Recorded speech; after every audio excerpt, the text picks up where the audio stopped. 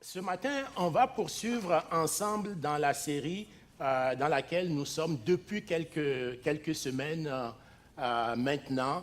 Et donc, je vais poursuivre dans la continuité des derniers exposés que notre pasteur Mission et notre pasteur Enseignement et Vision, le pasteur Yannick nous a présenté. Donc, je vais vraiment poursuivre dans cette même lignée.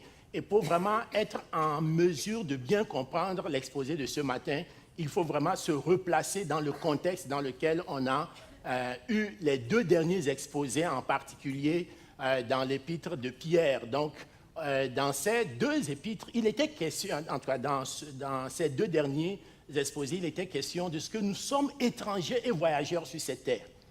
Donc, nous sommes seulement de passage sur cette terre. Et comme des étrangers et des voyageurs, et béni soit le Seigneur, dans l'assemblée ici, il y a beaucoup d'étrangers et de voyageurs.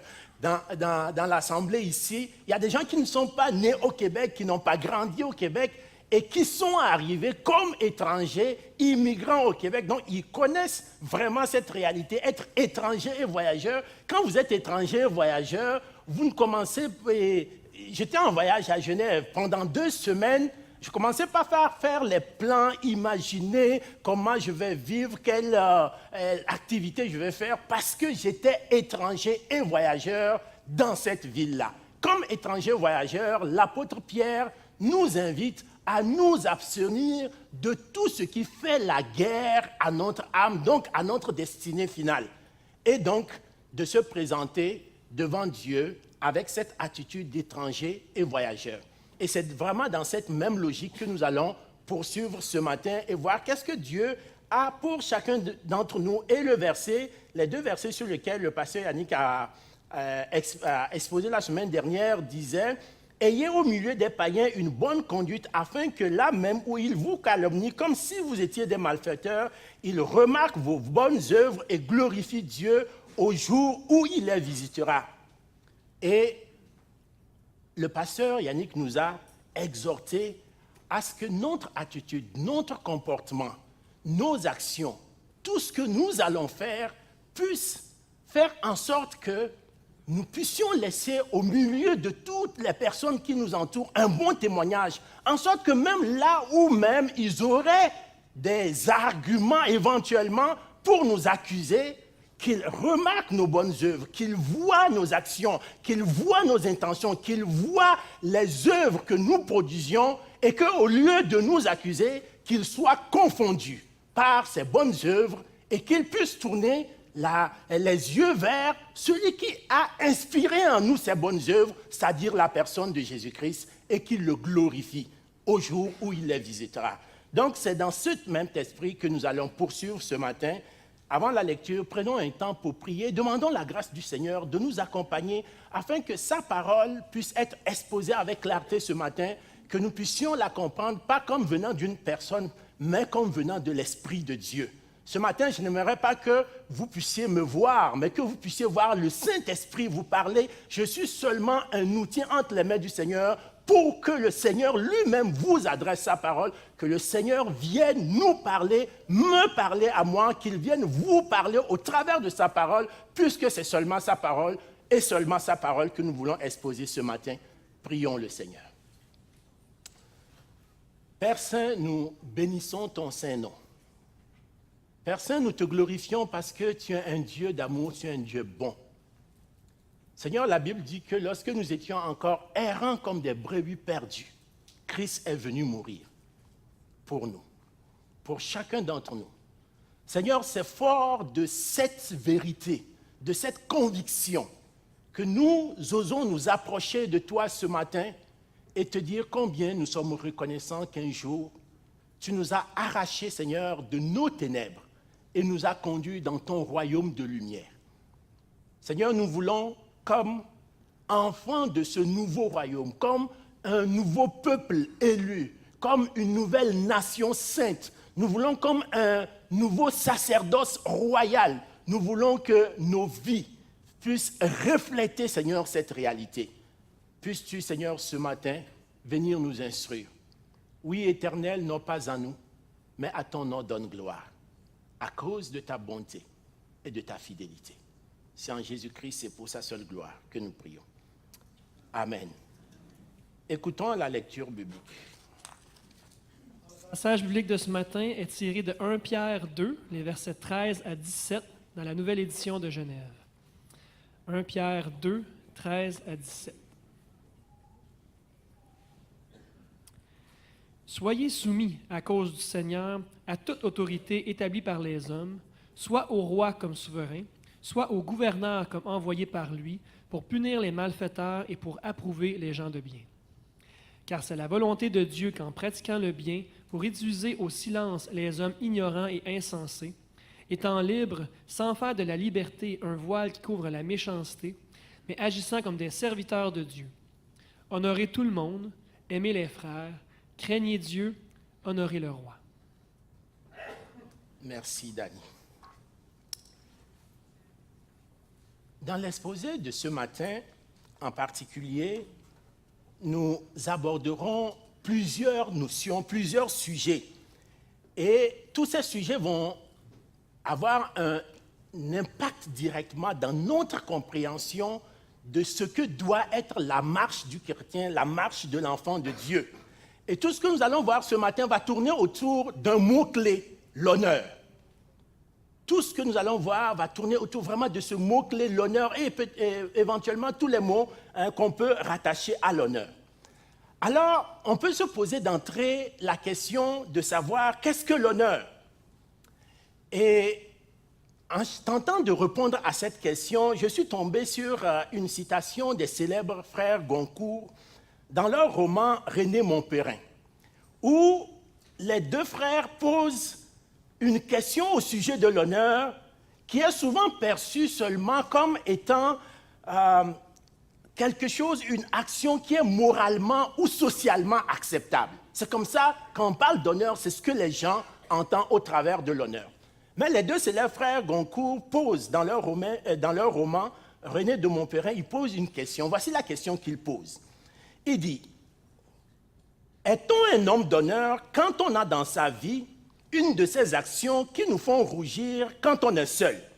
Un homme d'honneur quand on a fait de ces choses que personne ne vous reproche, que rien ne punit, mais qui vous ternissent la conscience. Voici la question que ces romanciers se posent. Et cela semble indiquer que leur compréhension de du véritable honneur ne se limite pas aux actions intérieures, extérieures seulement, mais doit prendre racine dans une conscience intérieure, si on suit bien le raisonnement. Et probablement que vous avez déjà entendu des expressions du type « être un homme d'honneur »,« être une femme d'honneur »,« avoir une parole d'honneur » ou encore « poser des actions d'honneur ».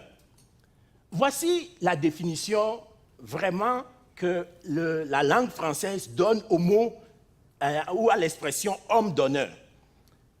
Voici la définition proposée par le Centre national des ressources textuelles et lexicales. Homme d'honneur, homme vertueux, probe, intègre, courageux, qui ne transige pas avec les lois les plus strictes de la morale. Voici la définition française du mot honneur. Quand on associe cette définition qu'on vient d'entendre et la réflexion des frères Goncourt, on se rend compte rapidement que probablement ces deux citations tirent leur origine de la vision biblique du mot honneur ou de ce que c'est que l'honneur. Et voici ce que l'apôtre Paul d'ailleurs dit textuellement dans Philippiens 4, le verset 8. L'apôtre Paul affirme au reste, frères, que tout ce qui est vrai, que tout ce qui est honorable, que tout ce qui est juste, que tout ce qui est pur, que tout ce qui est aimable, que tout ce qui mérite l'approbation et ce qui est vertueux et digne de louange soit l'objet de vos pensées. Donc, voyez-vous, dans l'esprit même de l'apôtre Paul, dans la pensée biblique du mot honneur, puisqu'il s'agit tout ce qui est honorable, dans la pensée même de l'apôtre Paul et dans la pensée biblique du mot honneur, il est évident que pour que l'honneur soit véritable, comme les frères Goncourt semblaient le dire aussi dans leur réflexion, il faut que cet honneur prenne naissance dans nos pensées. Ce n'est pas seulement un ensemble d'actes extérieurs qui sont conformes à la morale, mais c'est que ces actes-là tirent leur naissance depuis nos entrailles, depuis nos pensées les plus profondes. C'est ça la réflexion derrière ce passage de l'apôtre Paul. Donc, c'est dans notre conscience que tout cela doit prendre naissance afin que ces actes qui vont en découler puissent avoir un impact dans notre foi et aussi dans notre témoignage envers les gens qui nous entourent et même au-delà. Voilà, bien-aimés, pourquoi je résumerai l'exposé de ce matin en ces mots. Le chrétien défend et rend témoignage de sa foi pour la cause de Christ en vivant par des principes d'honneur qui reflètent son identité en Christ. Ce que nous allons tenter de comprendre au travers du texte que notre frère Danny nous a lu tout à l'heure, c'est de comprendre que le chrétien que nous sommes, le chrétien que je suis, le chrétien que tu es, doit défendre et rendre témoignage de sa foi pour la cause du Christ en vivant par des principes d'honneur qui reflètent notre identité en Christ, c'est-à-dire qui nous sommes en Christ. Et pour cela, je vais articuler mon exposé autour de 3 points. Le premier point, c'est de vivre et de marcher à l'exemple de Christ. Et il y a plusieurs semaines, il y a plusieurs mois, que je crois que cette thématique revient régulièrement dans les exposés bibliques auxquels le Seigneur a voulu que nous soyons confrontés dimanche après dimanche. C'est que nous puissions, comme enfants de Dieu, serviteurs de Christ, que nous puissions marcher en mettant nos pas dans les pas de Christ. Que nous soyons des imitateurs de Jésus-Christ. Donc, le premier point que je vais aborder, c'est d'être à l'exemple de Christ. Ensuite, nous verrons le fait d'être à l'exemple de Christ. Quelles sont les conséquences? Qu'est-ce que ça a comme conséquences, comme corollaire dans notre marche avec le Seigneur? Quelles sont les conséquences? Et nous verrons 2 conséquences vraiment précises de cette marche, à l'exemple de Christ. Et nous allons finir en explorant 3 principes, puisque être un homme d'honneur, on va le voir plus tard, c'est être un homme de principe. On va explorer 3 principes qui sont les caractéristiques de l'identité d'un enfant de Dieu. D'abord, soumis à cause de Christ à toute autorité. Voici ce que le verset 13 et 14 de 1 Pierre 2 disent. Soyez soumis à cause du Seigneur à toute autorité établie parmi les hommes, soit au roi comme souverain, soit au gouverneur comme envoyé par lui pour punir les malfaiteurs et pour éprouver les gens de bien. Laissez-moi, bien-aimés, vous replacer le livre de l'apôtre Pierre dans son contexte historique. L'apôtre Pierre écrivait à tous les chrétiens qui étaient dispersés au travers des différentes provinces qui étaient sous la domination de l'Empire romain et qui étaient dispersés partout, en Asie, et en Europe, partout, toutes les provinces où les chrétiens habitaient et qui étaient sous l'Empire romain. C'est à ces chrétiens que l'apôtre Pierre a adressé sa lettre. Et au moment où l'apôtre Pierre écrivait cette lettre, historiquement, on se rend compte que l'apôtre Pierre écrivait cette lettre au moment où c'est un des empereurs les plus cruels, les plus méchants que peut-être la Rome antique a connu. L'empereur Néron était à la tête de cet empire et il prenait un malin plaisir d'humilier, de torturer et même de faire mourir des milliers de chrétiens dans son royaume, dans toutes les provinces qui étaient sous sa domination. Et l'empereur n'était pas seul dans cette œuvre macabre, puisqu'il avait sous son autorité des dizaines de gouverneurs qui administraient les différentes provinces qui étaient sous sa domination et qui exécutaient les ordres de l'empereur, et donc qui participaient dans une certaine mesure à ce qui se passait de la part de la décision du roi ou de l'empereur en ce moment. Contrairement à ce qu'on aurait pu penser, est-ce que vous savez c'est qui Pierre? Est-ce que vous savez ce que Pierre veut dire? Le mot Pierre en araméen veut dire un révolutionnaire. Voici monsieur le révolutionnaire, celui-là qui était même prêt à sortir une épée pour défendre son maître. Voici le révolutionnaire qui nous écrit. Sous l'Empire romain, où les chrétiens étaient massacrés, et voici ce qu'il recommande. Soyez soumis, à cause de Christ, à toute autorité.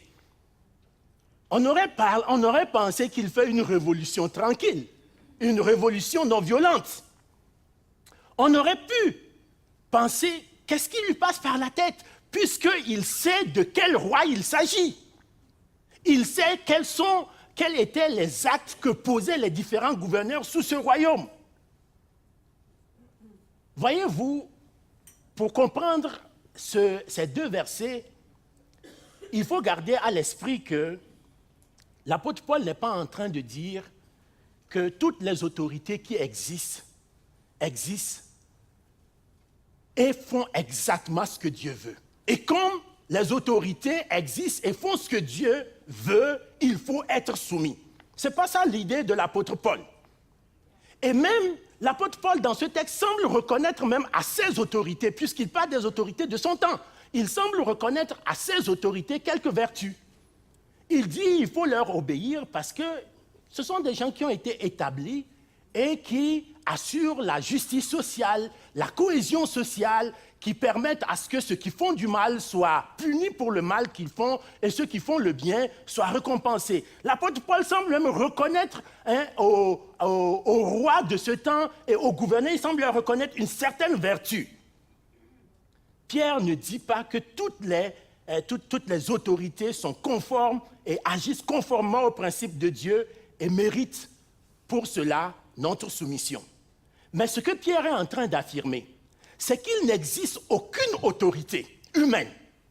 Il n'existe aucune autorité humaine qui soit en dehors du plan et de la souveraineté de Dieu. Quel que soit le bien ou le mal que l'autorité fait, il n'existe pas dans l'univers aucune autorité humaine qui sort hors du plan et de la souveraineté de Dieu. C'est pourquoi ce n'est pas le bien ou le mal que l'autorité fait qui doit nous inciter à nous soumettre à lui. Parce que s'il en était ainsi, Pierre aurait été le premier à ne pas se soumettre. Mais Pierre nous dit que nous sommes soumis, nous devons être soumis aux autorités. Le mot-clé, à cause. À cause de quoi? À cause de Christ. Ce n'est pas parce qu'ils font le bien, ce n'est pas parce qu'ils font le mal, mais nous sommes soumis à cause de Christ. C'est pourquoi la soumission ne doit pas dépendre de ce que l'autorité fait, bien ou mal, mais doit dépendre seulement de la raison qui nous pousse à être soumis à cette autorité, et la raison qui nous pousse à être soumis à toute autorité humaine, c'est l'exemple de Jésus-Christ. Pensez-y un instant. Si vous êtes soumis seulement aux autorités qui font du bien, que faites-vous d'extraordinaire? Moi, je suis soumis à une autorité parce que cette autorité veut mon bien, veut mon bonheur, travaille pour moi, pour mon bien, pour mon épanouissement, pour mon bonheur. Qu'est-ce que je fais d'extraordinaire? Tous les hommes de la terre sont prêts à se soumettre à une autorité qui leur veut du bien. Donc, ce n'est pas la raison qui doit nous pousser à être soumis à l'autorité. Dans le contexte du passage de ce matin, la soumission de Jésus-Christ à son Père est un exemple pour nous comme enfants de Dieu. Alors vous me reprendrez rapidement en disant, c'est normal, le Père aime le Fils, n'est-ce pas? Est-ce que le Père aime le Fils? Donc c'est normal que le Fils soit soumis au Père. Le Père aime le Fils est soumis au Père parce que le Père aime le Fils. C'est ce qui arrive si, par exemple, on a une autorité qui prend soin de nous, qui veut notre bien, on trouve naturel d'être soumis à cette autorité. Mais pensez un peu à l'attitude de Jésus devant le Sanhédrin, le grand prêtre, quand il a été arrêté. Était-il soumis? La réponse était oui. Est-ce que le Sanhédrin voulait le bien de Jésus-Christ? Alors pourquoi est-ce qu'il était soumis? Pensez à l'attitude de Jésus devant Ponce Pilate. Pensez à l'attitude de Jésus. Quand le Sanhédrin a envoyé les soldats arrêter Jésus, qu'est-ce que Jésus a dit? Moi, j'ai le pouvoir d'ordonner que 12 légions de l'armée céleste descendent et prennent ma défense. C'est pourquoi il a demandé à Pierre de ranger son épée. Parce qu'il n'avait pas besoin de Pierre pour le défendre. Il pouvait demander à 12 légions de l'armée céleste de venir à sa défense. Mais qu'est-ce qu'il a préféré faire? Il a dit à Pierre, range ton épée, et il a dit aux soldats, c'est moi.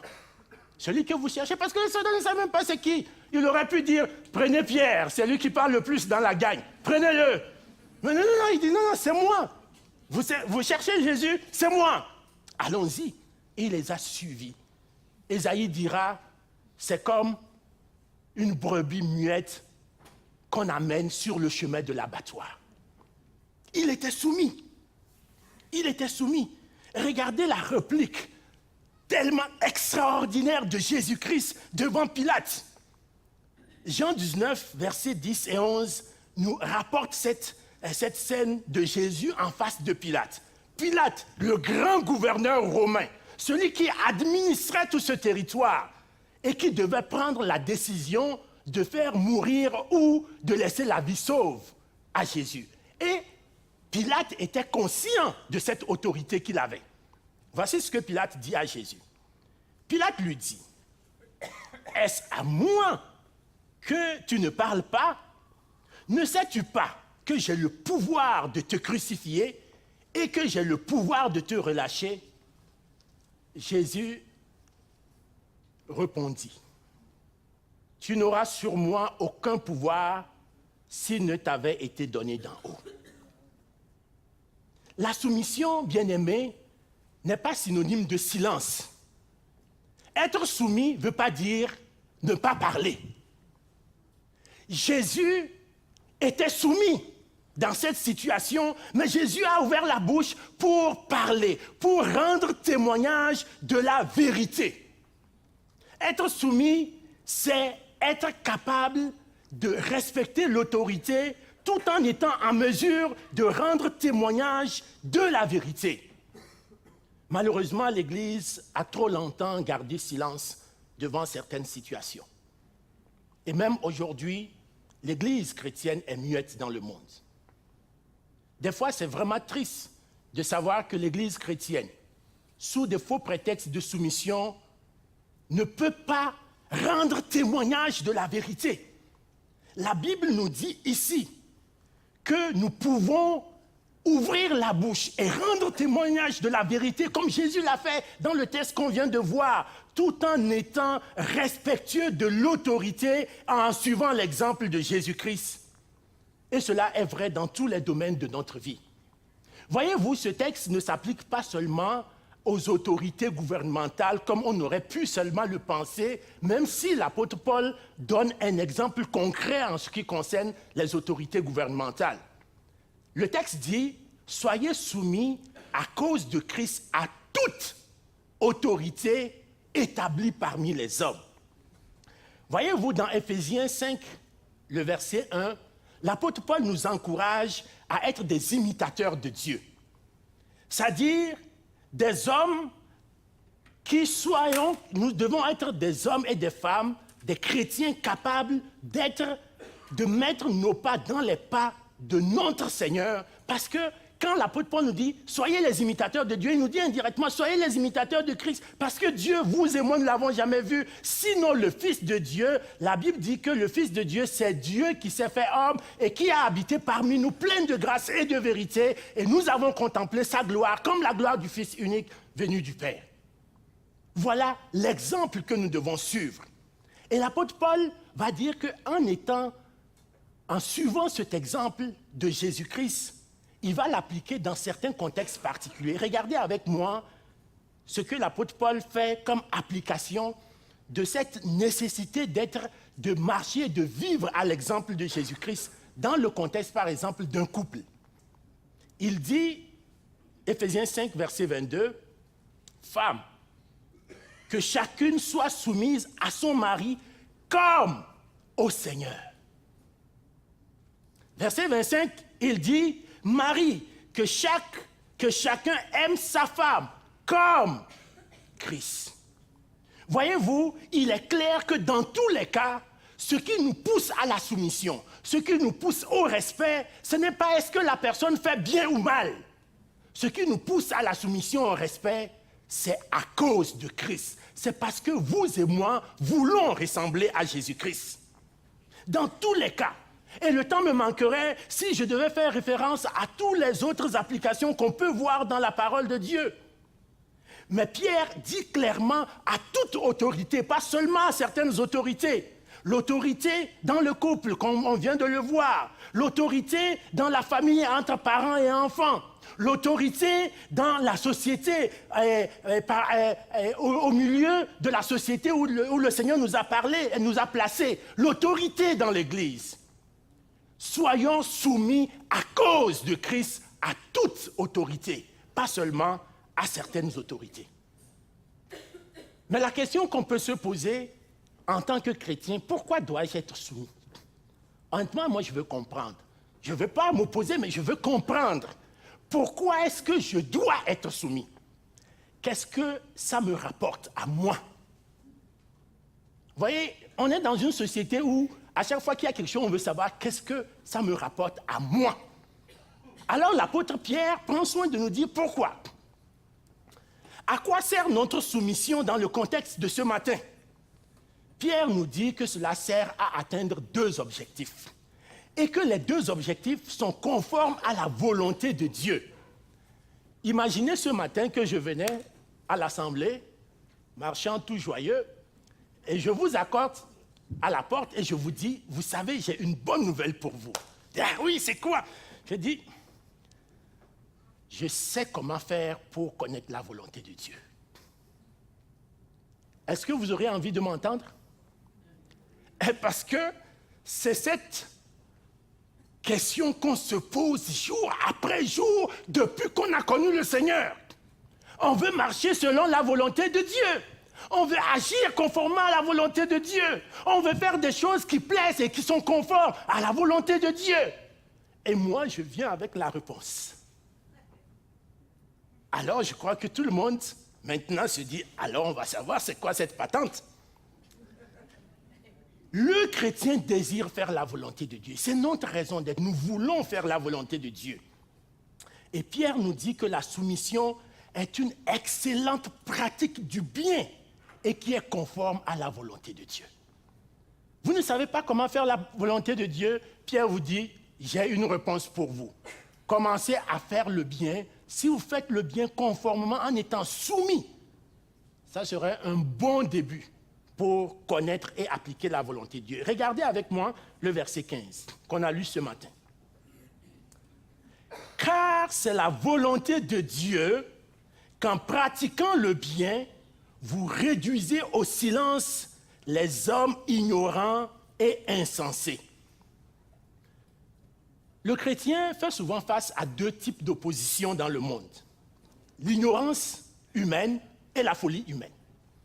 Généralement, quand quelqu'un s'oppose à vous comme chrétien, il y a les deux types possibles d'opposition, soit l'ignorance humaine, soit la folie humaine.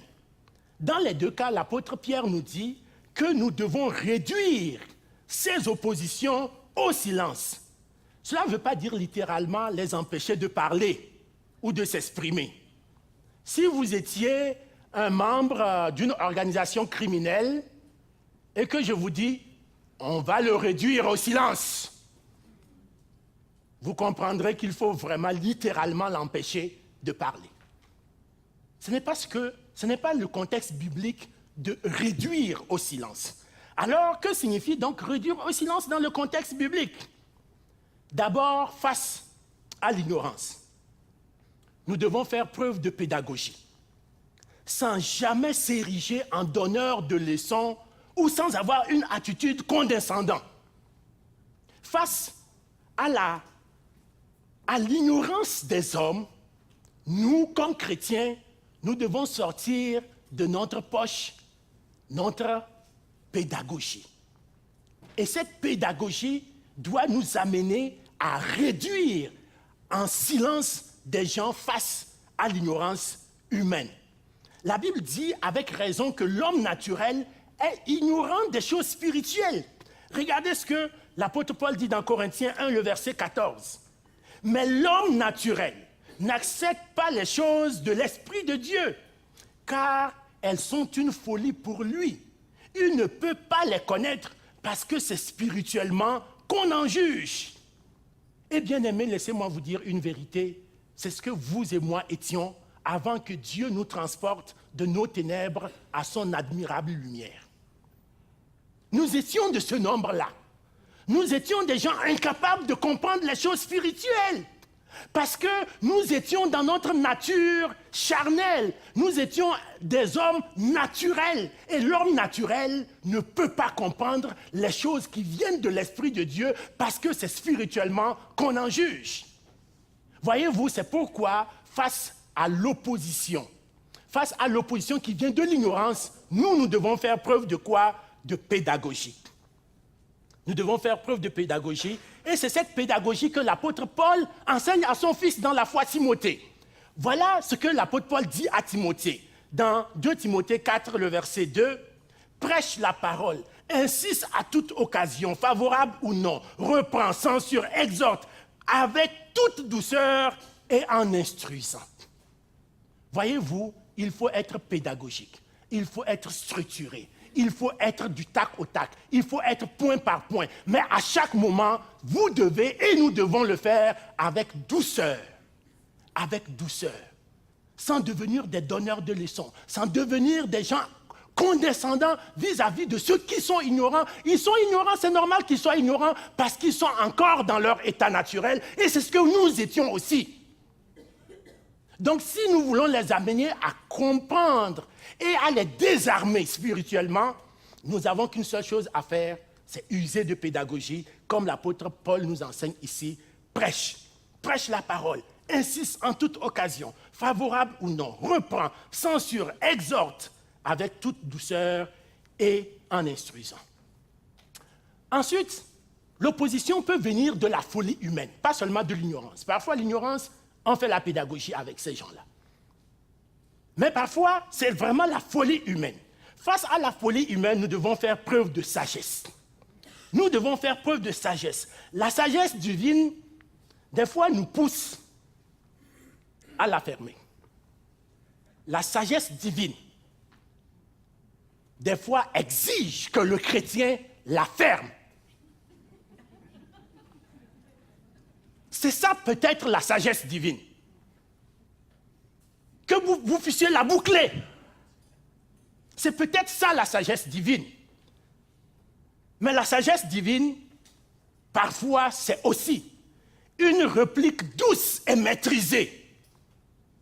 C'est en apparence ce que le roi Salomon dit dans ces 2 versets que les gens souvent pensent être contradictoires, mais ils ne le sont pas. Proverbe 26, versets 4 et 5. Ne réponds pas à l'insensé selon sa folie, de peur que tu ne lui ressembles toi-même. Ferme-la. C'est la nouvelle traduction de la Bible. Le verset 4 dit « ferme-la » en un mot. Mais le verset 5 dit « réponds à l'insensé selon sa folie, afin qu'il ne se regarde pas comme sage. Ouvre-la. » Ouvre-la, mais ouvre-la avec sagesse et discernement.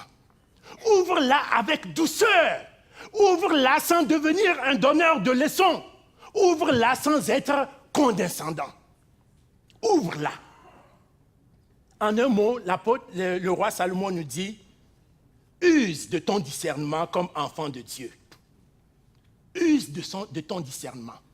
Il y a des moments où vous marchez et quelqu'un fait exprès de marcher sur votre pied pour voir si vous êtes sensible ou pas du bout des pieds. Peut-être qu'il est en train de faire une expérience scientifique. Vous avez deux choix. La fermer ou lui dire, mon frère, j'ai l'impression que votre pied est tombé au mauvais endroit. Ah bon? Ah oui, ok, non, ok. Vraiment, je m'excuse. Bien-aimé, le roi Salomon nous dit, use de ton discernement. Use de ton discernement. Ferme-la quand il faut la fermer. Ouvre-la, mais ouvre-la avec bienséance. Ouvre-la avec douceur. Deuxième objectif. Le premier objectif, c'est pour défendre notre foi face à toute opposition, qu'elle vienne de l'ignorance ou de la folie. Mais le deuxième objectif, l'apôtre Pierre nous dit que le deuxième objectif, si nous sommes dans cette attitude de soumission à l'exemple de Christ, c'est afin que nous puissions agir comme des serviteurs de Dieu dans la liberté. Il dit textuellement, agir comme serviteurs de Dieu dans la liberté, verset 16.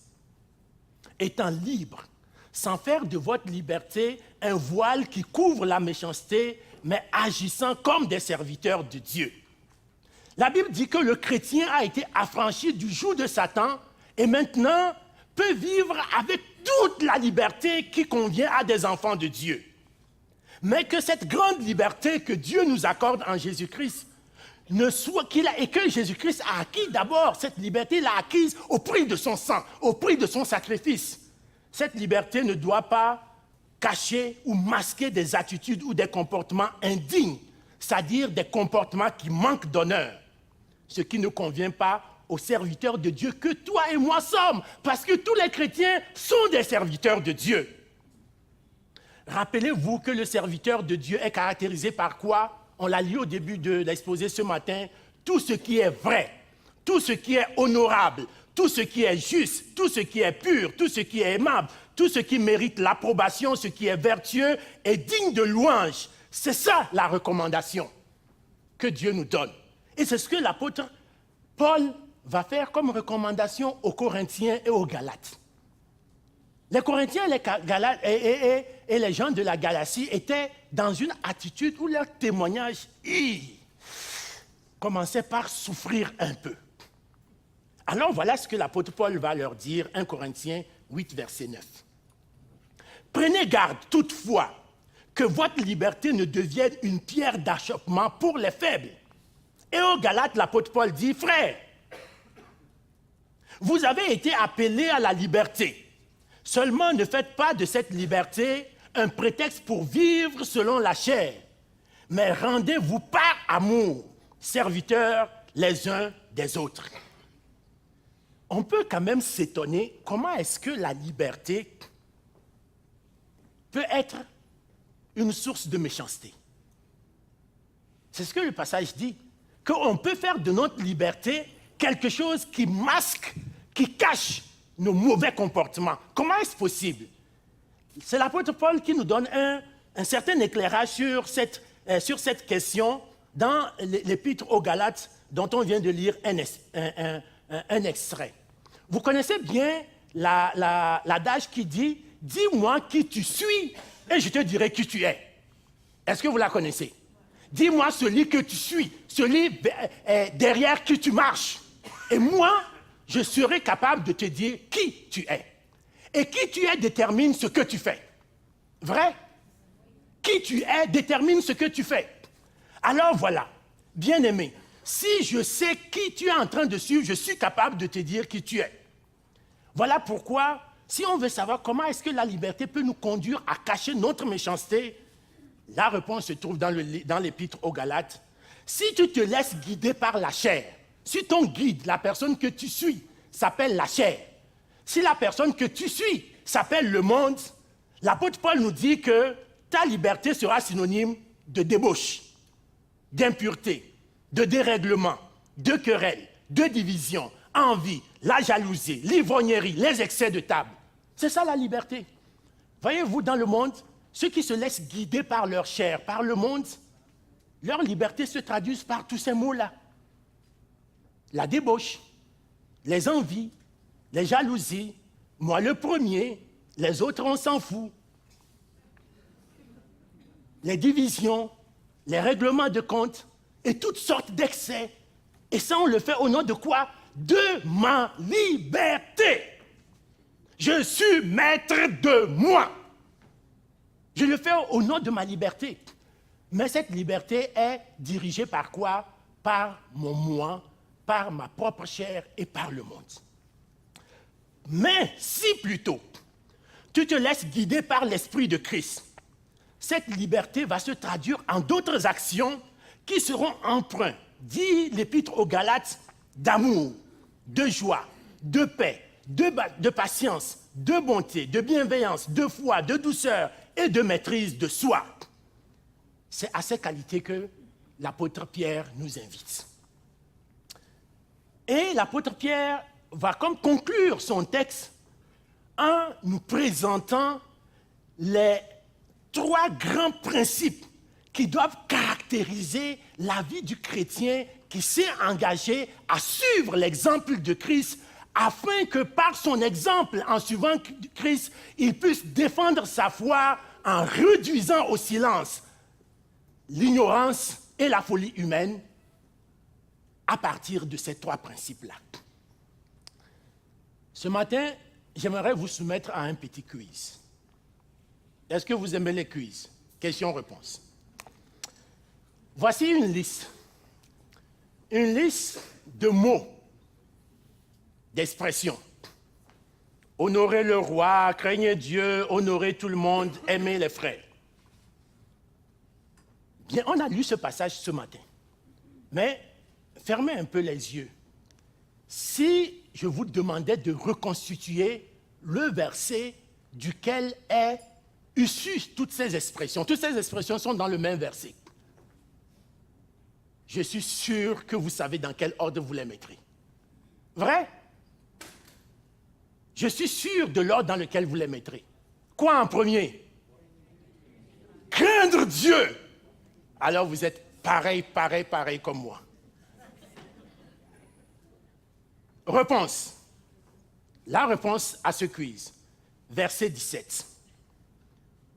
Honorez tout le monde. Aimez les frères. Craignez Dieu. Honorez le roi. C'est un peu bizarre. L'apôtre Pierre, je ne sais pas s'il était vraiment avec Jésus. On aurait l'impression qu'il a manqué un peu quelques enseignements de Jésus. Parce que, honnêtement, en termes de priorité, ce n'est pas fort. On aurait l'impression de dire.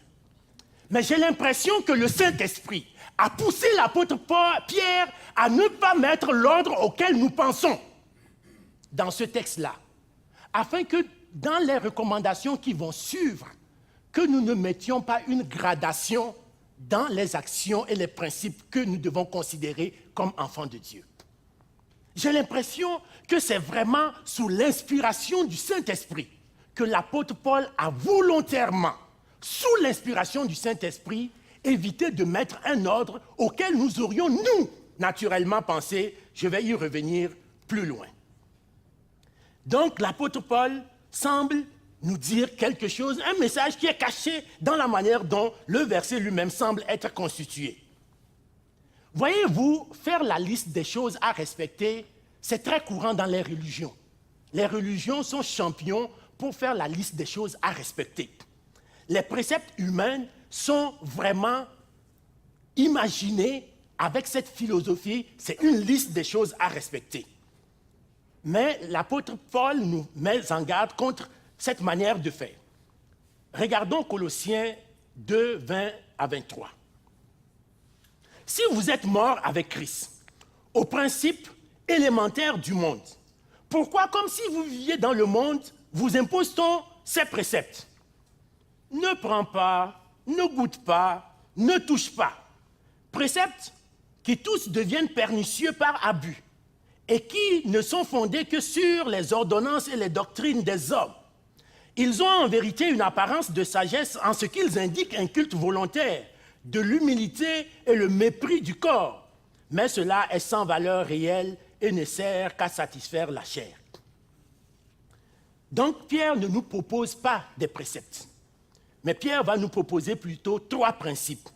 3 principes de vie qui doivent refléter l'identité d'hommes et de femmes transformés par la puissance de Dieu en Jésus-Christ et qui sont imprégnés par le caractère de Christ lui-même.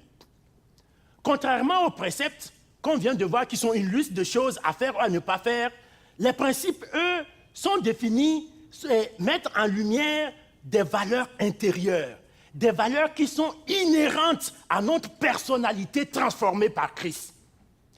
Laissez-moi vous illustrer ça d'une autre manière. Regardons la définition Larousse de ces 2 mots pour mieux comprendre ce que l'apôtre Pierre tente de nous dire. Précepte, définition Larousse, énoncé qui enseigne les règles de conduite. Principe, ce qui est à l'origine de quelque chose, ce qui est la cause première. Alors, je réfléchissais, en étudiant le texte cette semaine, je réfléchissais à une manière d'illustrer les propos de l'apôtre Paul ou de les résumer, de les synthétiser. Et je me suis souvenu d'une illustration que j'utilise très couramment dans mon cours de gestion de projet que je donne à l'ETS. Et ceux qui ont fait un peu de gestion de projet vont s'y reconnaître. En gestion de projet, pour qu'un projet réussisse, ça prend 3 ingrédients. Les coûts, le temps et le contenu.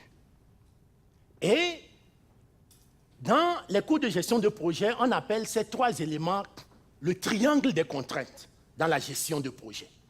C'est le triangle des contraintes. Et c'est vraiment très visuel, le triangle des contraintes. L'idée derrière la notion du triangle des contraintes, c'est que si on touche à un des 3 éléments, ça va forcément affecter les autres. Il n'est pas possible dans un projet de toucher les coûts sans affecter le temps et le contenu et vice-versa.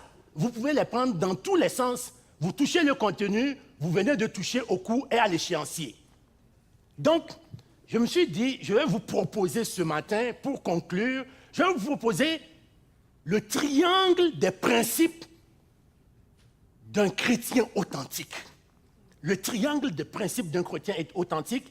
Et je pense que c'est un peu l'idée qui était derrière le passage, le verset 17 de l'apôtre Paul. Donc je vous propose une analogie, c'est vraiment une analogie, le triangle version Pierre, baptisé triangle des principes de l'identité du chrétien. Craindre Dieu, aimer les frères et sœurs, honorer tout le monde. Craindre Dieu, aimer les frères et sœurs, honorer tout le monde. Vous voyez, l'idée du triangle me réconcilie avec l'apôtre Pierre. C'est quoi le meilleur angle? Il n'y a pas de meilleur angle. Tous les angles sont bons. Les 3 angles sont bons. Craindre Dieu à sa place. Aimer les frères et sœurs à sa place. Honorer tout le monde à sa place. Qui est le premier, qui est le dernier? Impossible de dire. Le triangle, prenez-le et tournez-le dans tous les sens. Impossible.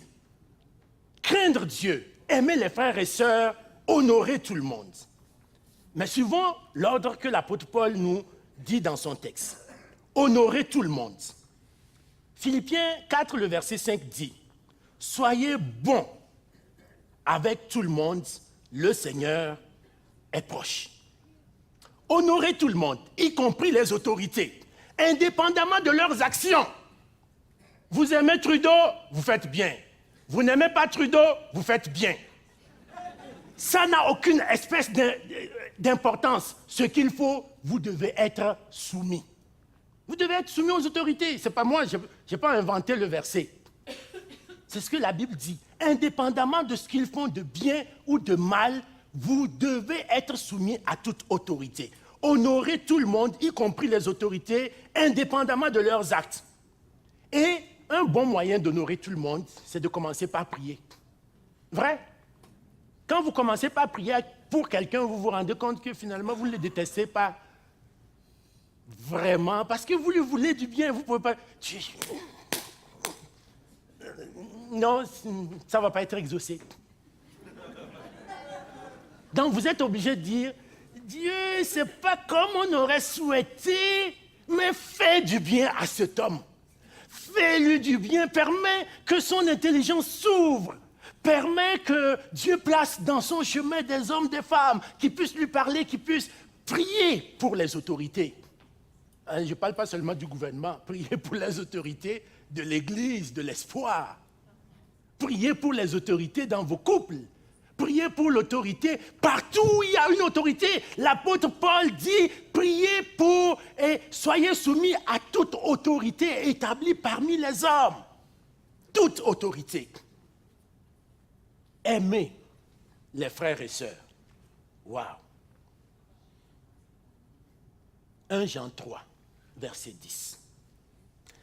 Je l'ai pris dans la version Parole de vie.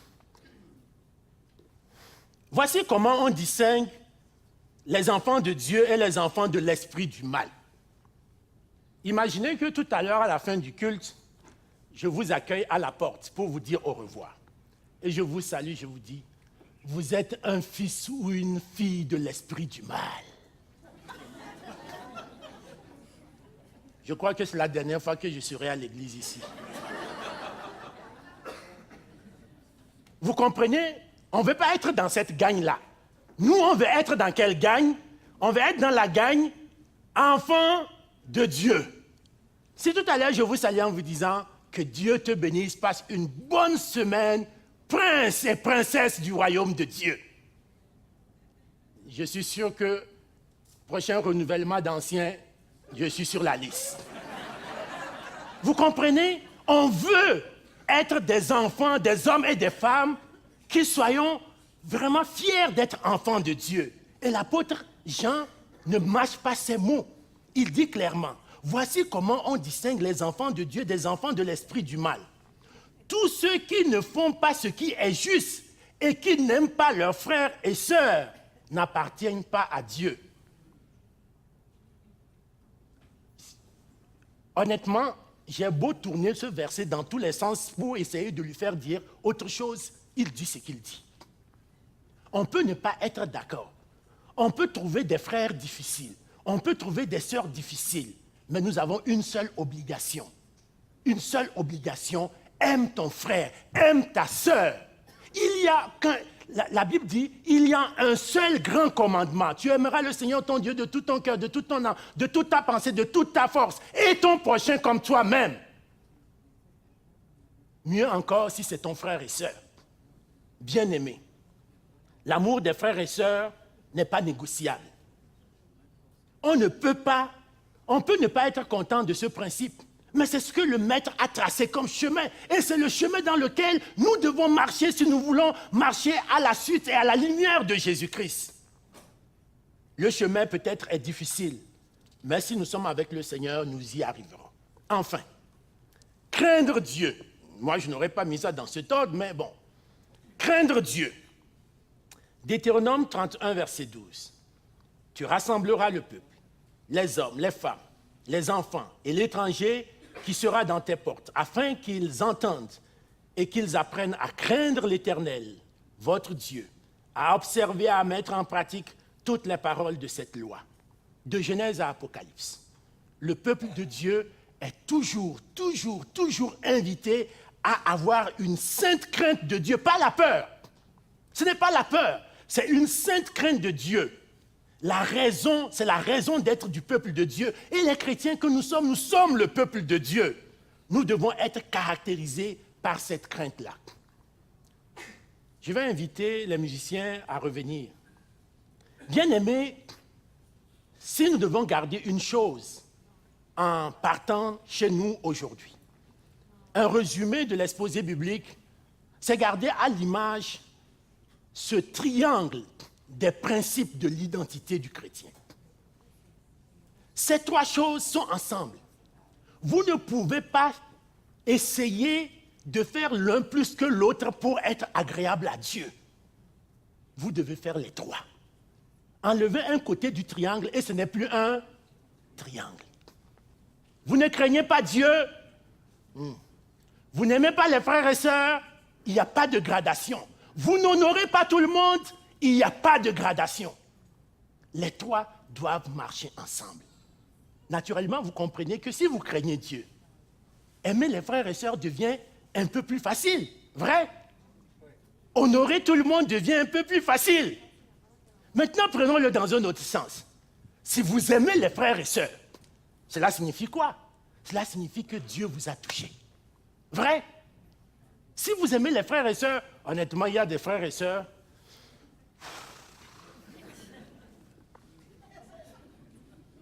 Mais si je les aime quand même, malgré cette grimace et ce soupir, cela veut dire que le Seigneur a fait une transformation en moi. La crainte de Dieu a fait une transformation en moi qui a résulté dans le fait que je suis capable d'aimer les frères et sœurs indépendamment de qui ils sont réellement. Parce que ce qu'ils sont n'est pas important, si important que ça, puisque ensemble nous allons nous retrouver demain. Demain, la trompette sonnera et les morts en Christ ressusciteront. Et tous ceux qui seront vivants, nous serons enlevés, nous serons dans la présence du Seigneur toujours avec les frères et sœurs. Comment ne pas aimer ses frères et sœurs? Bien-aimés. Bien-aimés, comment ne pas les aimer? Et enfin, honorer tout le monde. L'honneur que je rends à tout le monde, ceux qui sont chrétiens comme ceux qui ne sont pas chrétiens, ceux qui sont justes comme ceux qui sont injustes. Et la semaine prochaine, le pasteur Yannick va nous parler de la grâce de l'injustice. Et l'histoire du monde nous a prouvé que les peuples qui ont le plus souffert, ceux qui ont été le plus brimés, ceux qui ont été le plus souvent victimes d'injustice, ils ont pu tenir parce qu'ils connaissaient Dieu. Ils ont pu tenir en levant les yeux vers le maître de tout l'univers et en disant, indépendamment de qui, de toutes ces injustices, je vais honorer. Je vais honorer tout le monde. Bien-aimés, que le Seigneur nous aide, que le Seigneur nous accompagne, que le Seigneur nous amène à comprendre qu'en vivant comme des hommes et des femmes de principe, trois principes issus de la parole de Dieu, la crainte de Dieu, l'amour des frères et sœurs, l'honneur pour tout le monde, nous pouvons accomplir pleinement la volonté de Dieu. Et cela, c'est ce que nous désirons, vous et moi, tout un chacun. Que le Seigneur bénisse sa parole et qu'il nous bénisse chacun. Prions. Père Saint, Père Céleste, je bénis ton saint nom. Ce n'est pas par la force ni par la puissance, mais c'est par ton esprit. Merci, merci Seigneur. Merci de nous rappeler ces principes si importants, si précieux dans notre identité de chrétien, dans notre marche avec toi. Merci Saint-Esprit. Saint-Esprit, de nous rappeler que la crainte de Dieu doit être au centre de notre vie, que l'amour pour nos frères et sœurs doit être au centre de notre vie, que l'honneur pour tout le monde, y compris les autorités, indépendamment de leurs actions, doit être au centre de notre vie. Bien-aimés, bien-aimés, que le Seigneur nous accompagne jour après jour dans cette conviction et faisons de ces principes des principes de vie qui guident et conduisent nos pas tous les jours. C'est en Jésus-Christ et pour sa seule gloire que nous prions. Amen.